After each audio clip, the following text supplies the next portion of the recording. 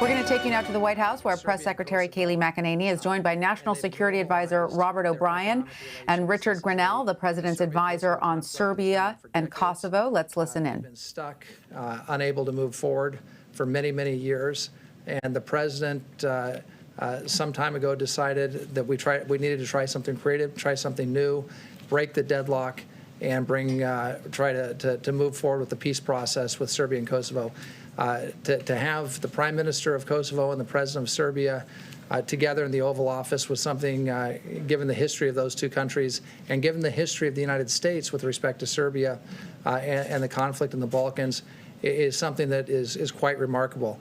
And to have this happen just in the shadow, a few days after Jared and I were on the flight from Ben Gurion Airport to Abu Dhabi International Airport, the first commercial flight between Israel and a Gulf Arab state. It shows the sort of momentum that's coming. One of the side benefits of the normalization of economic ties between Serbia and Kosovo was the establishment of diplomatic relations between Kosovo, a majority Muslim state, and the state of Israel. This is now the second time in less than a month that Israel has made peace with and has normalized its ties with a majority Muslim country. It's another really signal accomplishment of President Trump. The fact that this has happened on the heels of a peace agreement with the Taliban in Afghanistan, that it's happened in response on the heels of last year negotiating a ceasefire between the Kurds and the Turks.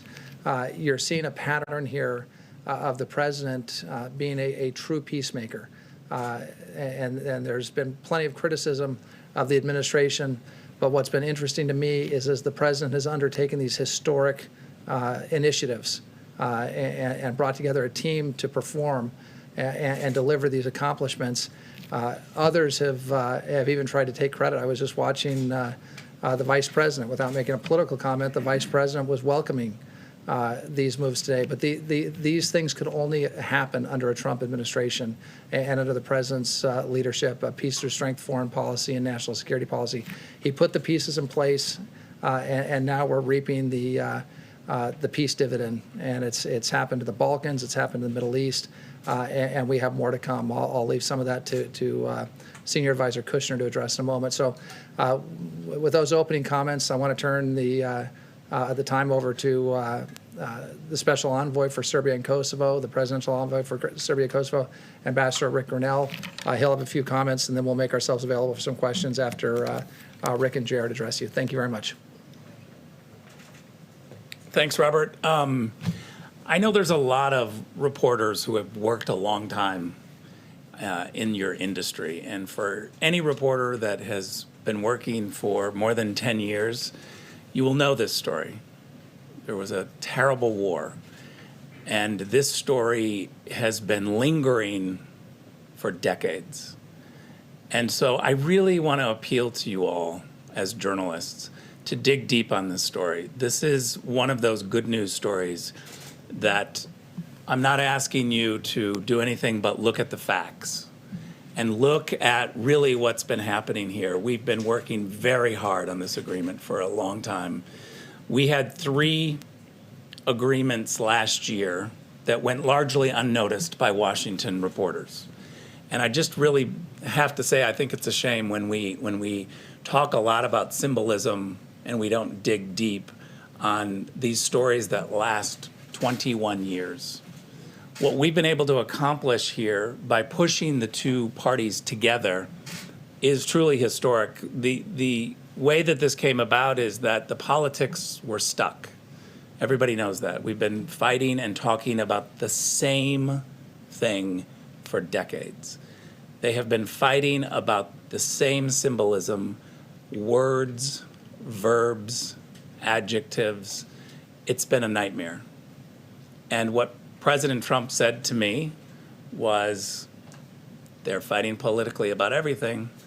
Why don't we give it a try to do something different and creative?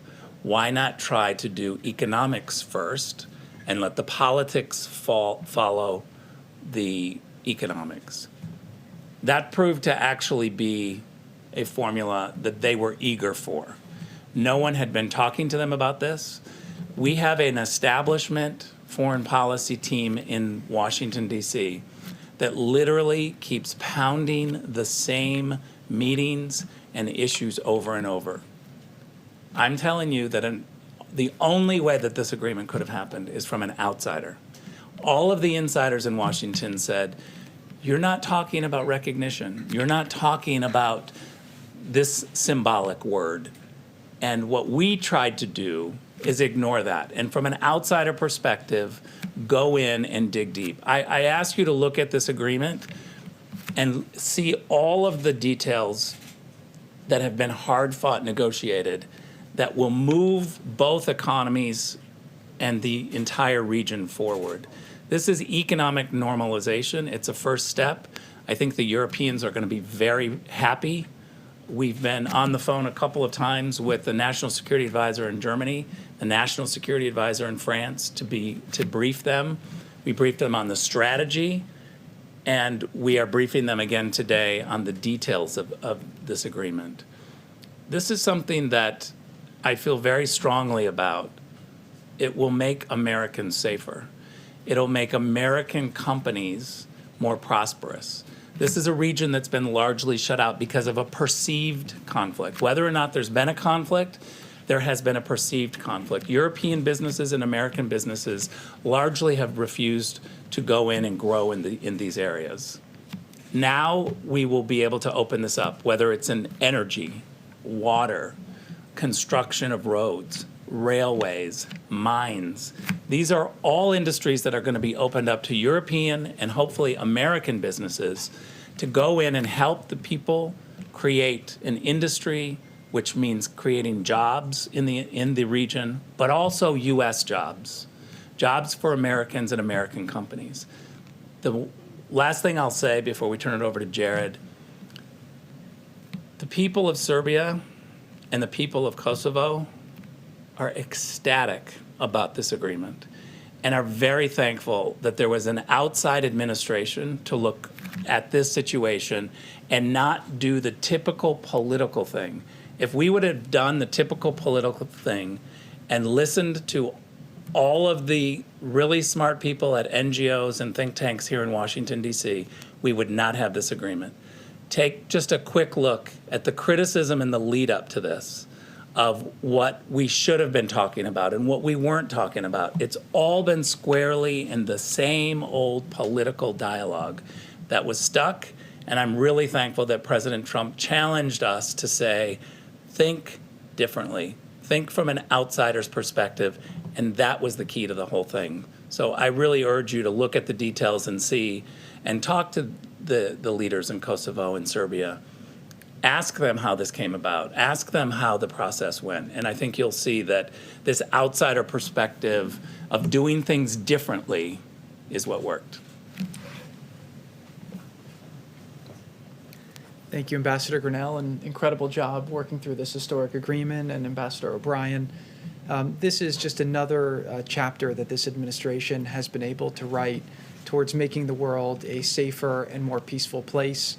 President Trump, when he ran for politics, was not a politician. He sees things through a prism that not a lot of politicians look through, which is, how can I truly do things that will make people's lives better, make people find common interests and opportunities, and figure out ways to resolve conflicts that, quite frankly, politicians have allowed to go on for far too long.